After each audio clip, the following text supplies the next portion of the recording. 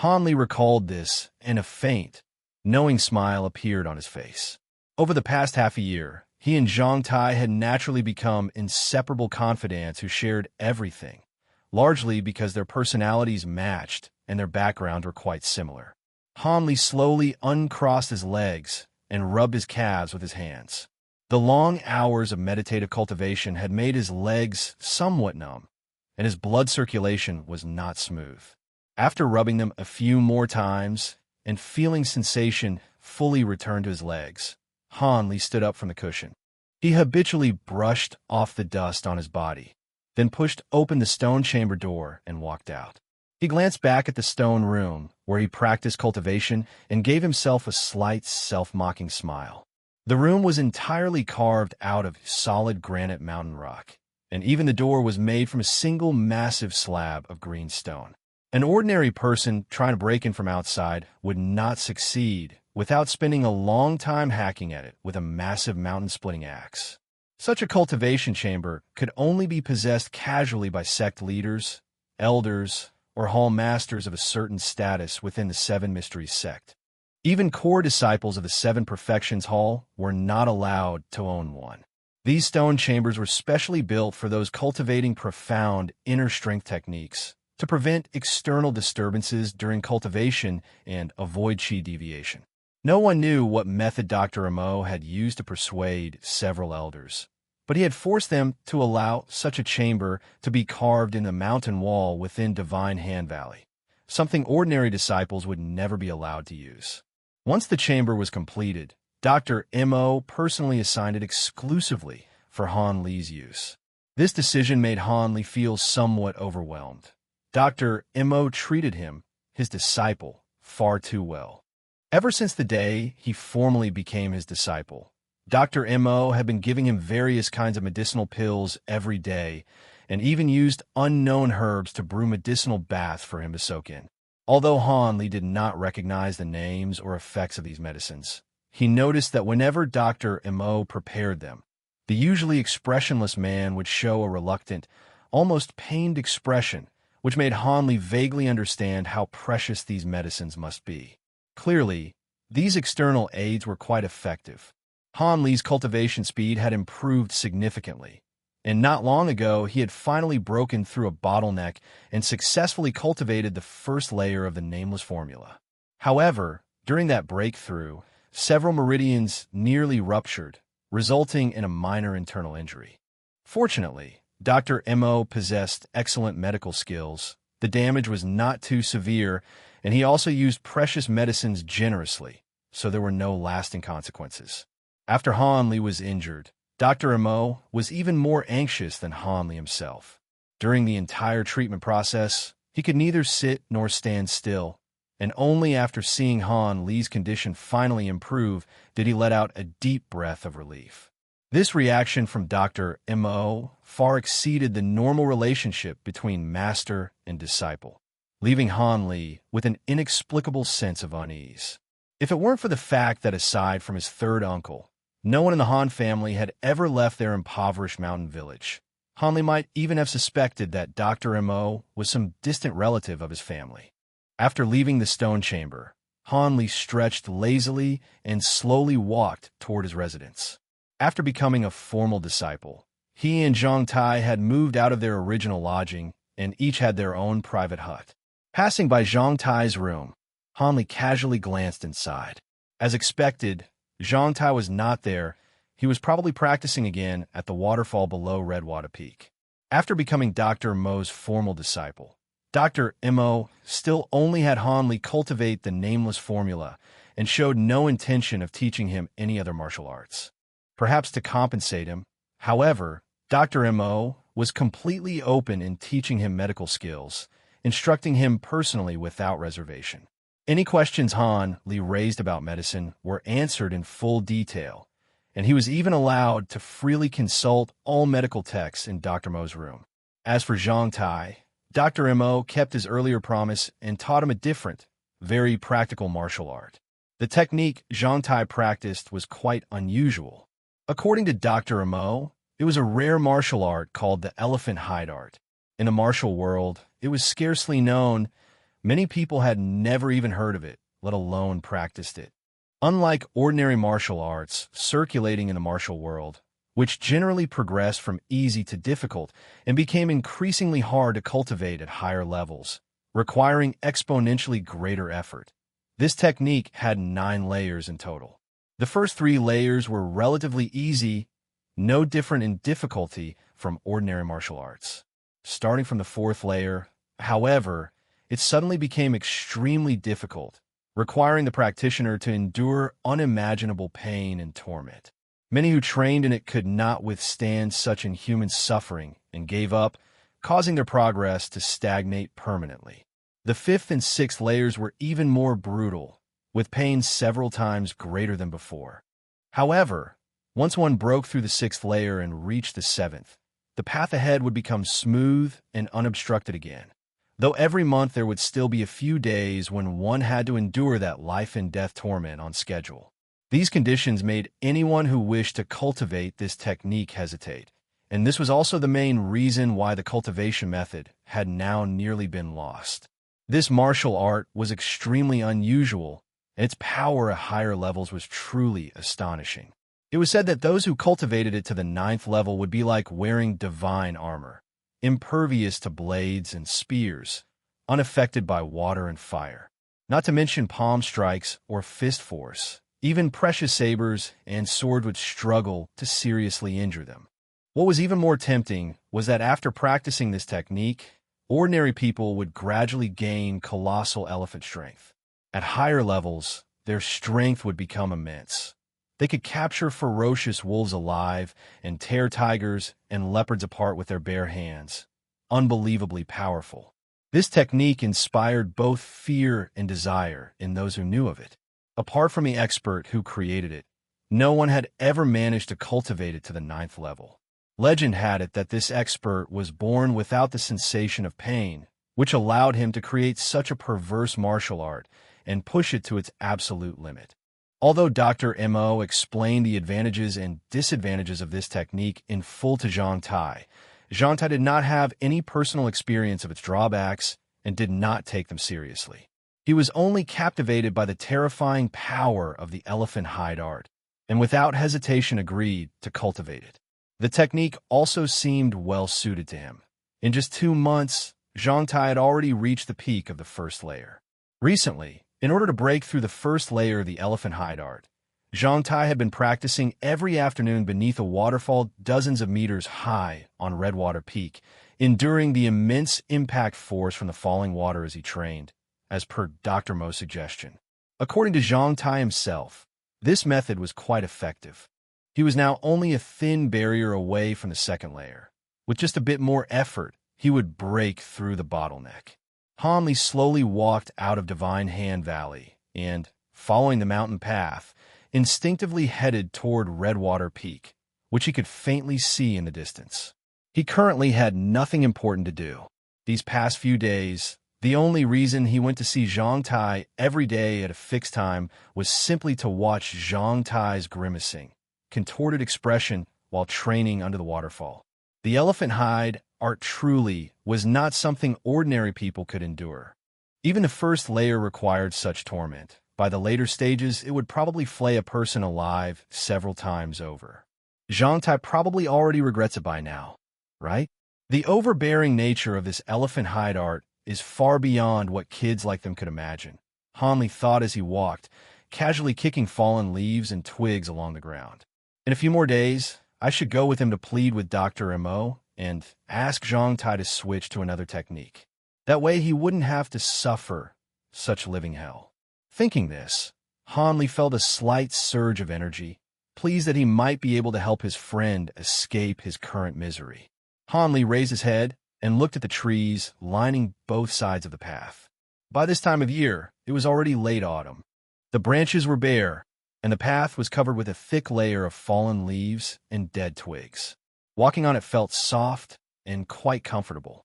At that moment, faint sounds of weapons clashing drifted from a nearby mountain peak, occasionally mixed with loud cheers. Hearing this, Hanli looked toward that peak, and his slightly improved mood darkened again. It was the teaching senior brothers from 100 Forge Hall training newly inducted disciples in weapon combat. Whenever Han Li saw fellow disciples gathered together practicing with real blades and spears, he could not help but feel a pang of bitterness. He also wanted to pick up real weapons and have a proper fight. Unfortunately, for some reason, after formally becoming Dr. Mo's disciple, Dr. Mo strictly forbade him from touching such things and would not allow him to learn other martial arts from different instructors, claiming it would interfere with the progress of his cultivation formula. As a result, Han Li could only envy them from afar. Occasionally, he would privately borrow weapons from a few close fellow disciples and practice a few moves just to satisfy his craving. Really, what was so good about this cultivation formula he was practicing? So far, he had not seen any benefit at all.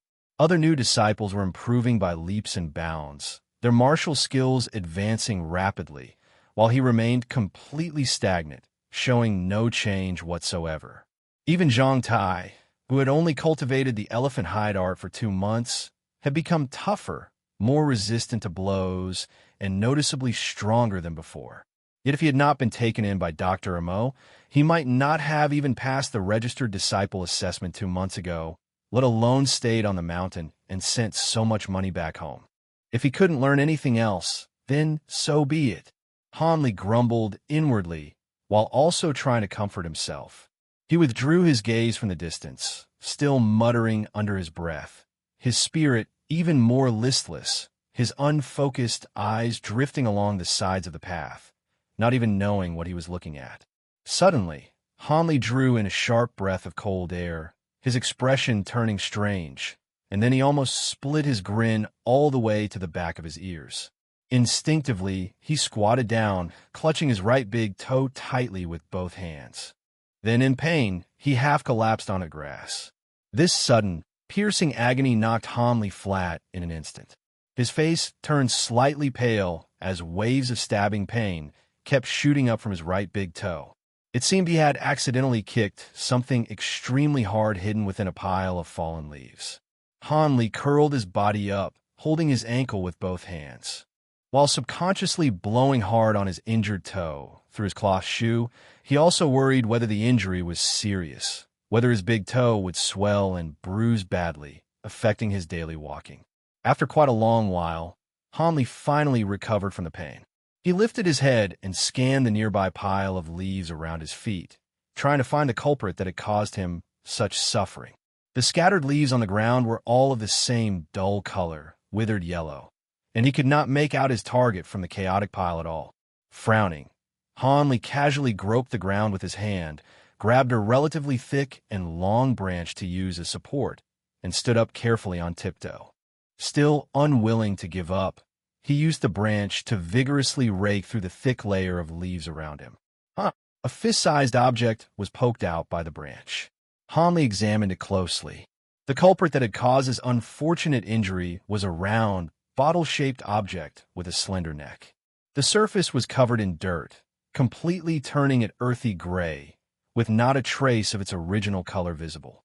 At first, Han Li thought it was a small porcelain bottle, but when he picked it up, he realized it felt wrong. It was heavy, very heavy. Made of metal, perhaps?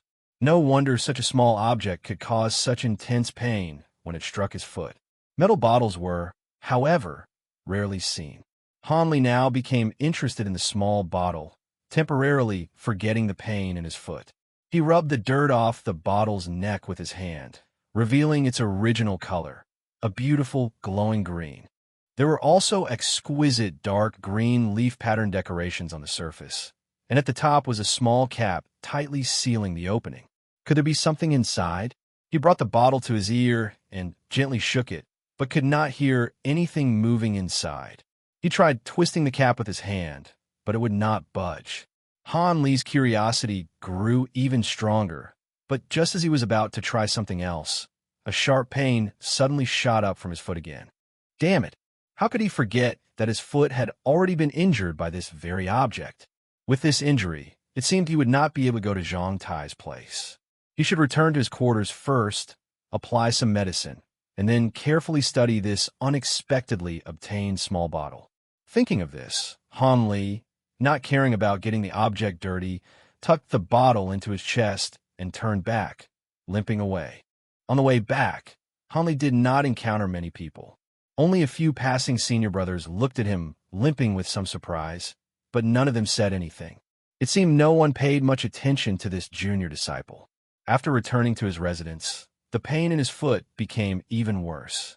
Hanli quickly sat down on the edge of the bed and carefully removed his shoe and sock to inspect the injury. It was badly swollen. His right big toe was now severely puffed up. The skin over the injured area stretched red and shiny, like a bright red chili pepper. Hanli hurriedly reached toward the wooden pillow on his bed and pulled out a small medicine bottle from beneath it. This was a topical injury medicine carefully prepared by Dr. Mo. It was extremely effective against bruises, swelling, and even bleeding. He had managed to obtain it from Dr. Mo with great difficulty, originally intending to prepare it for Zhang Tai in case he suffered external injuries while cultivating the elephant hide art. He had not expected to use it on himself first. As soon as he opened the cap, a rich medicinal fragrance filled the entire room. He gently sprinkled the powder onto the swollen toe, and a cool sensation immediately spread through it. Truly worthy of Dr. Mo's secret medicine, it took effect instantly. Dr. Mo's medical skills were truly impeccable. Hanli then found a clean strip of cloth and wrapped his injured toe into a large bundle before putting his shoes and socks back on. Much better. The pain had eased considerably. He slowly paced back and forth a few steps, fairly satisfied with how quickly he had handled the injury. Now it was time to deal with that mysterious bottle, the culprit that had caused his injury. Hanli took the bottle out from his chest and wiped it clean with a cloth. Only then did its true appearance fully reveal itself before his eyes. The bottle was not very large. It could be fully held in one palm, and was even slightly smaller than his own medicine bottle. Its entire body was a faint light green, and on its surface were several dark green patterns. The patterns were leaf-shaped, vivid and lifelike, and when touched, they had a slightly raised texture, as if real leaves had been inlaid directly onto it. Weighing it in his hand, it felt quite heavy, yet it was clearly not made of any metal Hanli knew of, nor any kind of porcelain he was familiar with. When touched, it did not have the coldness of ordinary metal, nor the smooth texture typical of ceramics. After careful observation for quite a while, Hanli finally confirmed that the bottle was made of some unknown material. The light green color also appeared to be natural, inherent to the material itself, rather than something artificially dyed. Seeing the tightly sealed bottle cap, Hanli decided to satisfy his curiosity and immediately open it to see whether there was anything inside. Once again, he placed his hand on the cap and twisted hard. 1 turn, 2 turns, 3 turns. The cap and the bottle body seemed to be cast as one solid piece. Not even the slightest movement occurred, and there was no sign it would open at all. Hanli was slightly startled. When he first picked up the bottle, he had also failed to twist it open. But at that time, he was preoccupied with his injuries and did not use much strength, nor did he pay it much attention. He had assumed that now, with all his strength, opening it would be effortless. Unexpectedly, it still would not budge. Hanli twisted it more than a dozen times in a row until his arm ached, but there was still no success, so he stopped. He shook his arm and moved his wrist. He had strained it a little from using too much force just now. He held the bottle up to eye level and examined it carefully once again. Unfortunately, he found no hidden mechanism on it. Now Hanli was troubled. If he could not open the cap, how could he know whether there was anything inside? If there was, then given how unusual and tightly sealed this bottle was, whatever it contained must be extremely valuable. Hanli held the bottle tightly in his hand, staring at it blankly for a while. Finally, he decided to ask Zhang Tai, whose strength far exceeded his own, to try opening it. After all, Zhang Tai could now lift buckets of water weighing dozens of jin with each hand and move swiftly up and down the mountains. The large water vats in the valley were filled by him on schedule every day. Having made up his mind, Hanli went to Zhang Tai's room to wait for him, hoping he would return soon. Waiting was truly unpleasant.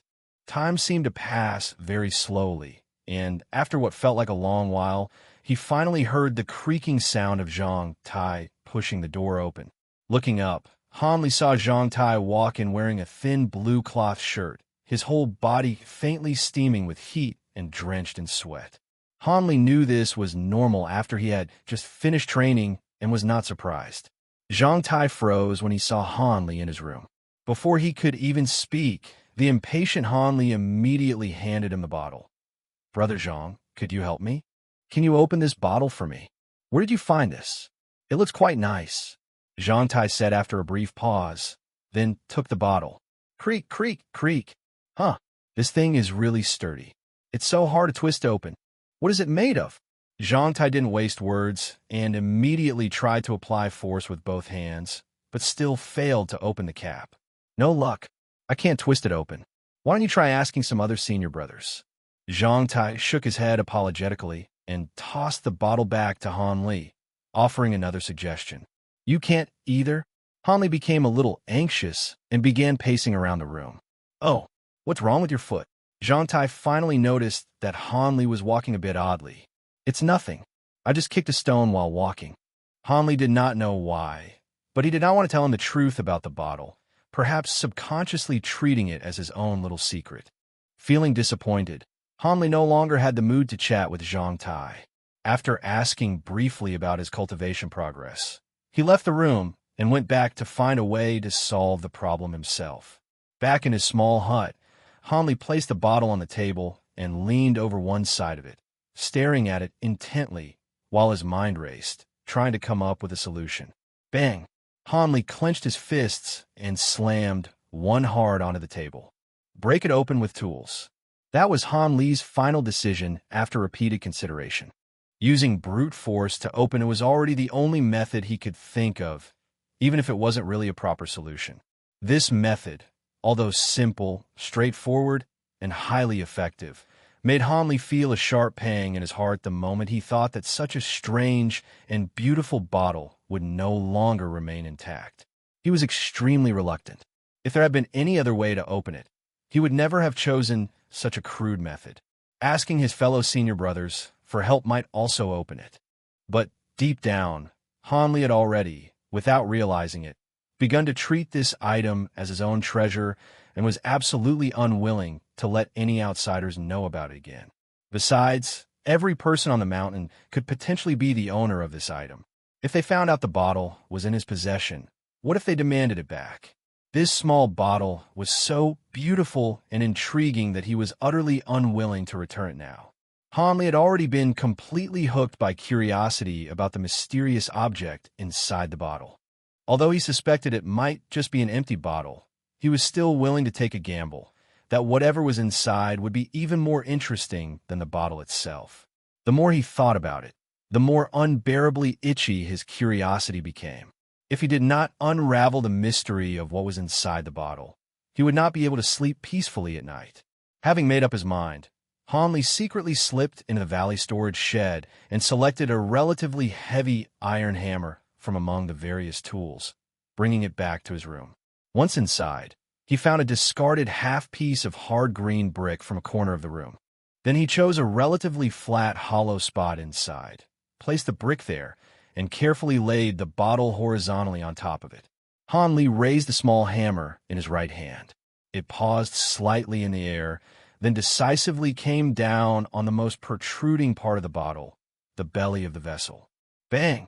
Fearing that too much force might damage whatever was inside, the first strike was light, testing the bottle's hardness. Seeing no crack at all, Han Li felt reassured and decided he could use more force. Bang! 50% strength. Bang! 70% strength. Bang! Full strength. Bang! 120% strength. Han Li's strikes grew increasingly powerful, his arm movements becoming more exaggerated, and the hammer fell faster and faster. In the final blow, half the bottle was driven into the green brick, yet the bottle still remained completely intact, showing no sign of breaking. Han Li was stunned, still unable to believe it. He reached out and touched the area struck by the hammer. There was not even a mark left behind. The surface remained smooth and faintly green, as glossy as before. This was far beyond his expectations.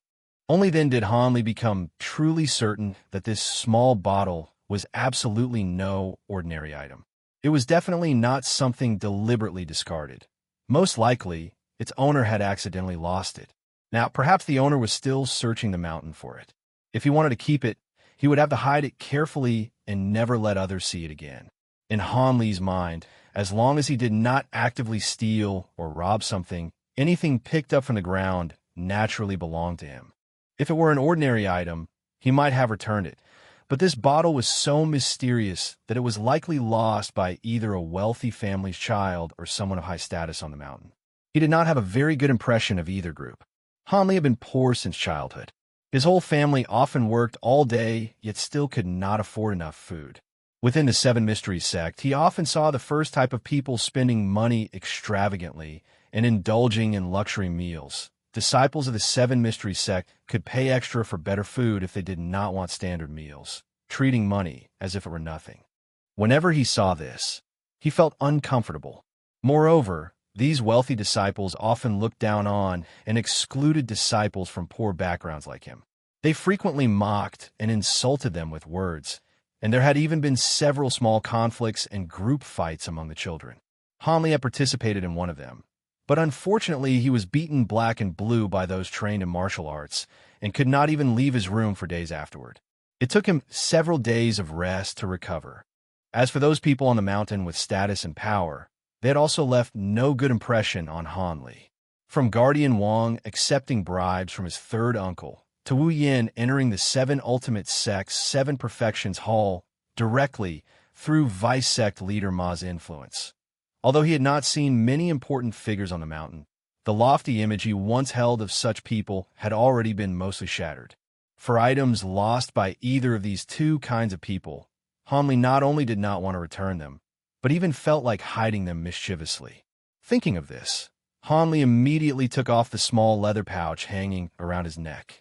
This pouch had been specially sewn by Han Mother from a piece of beast hide before he left home.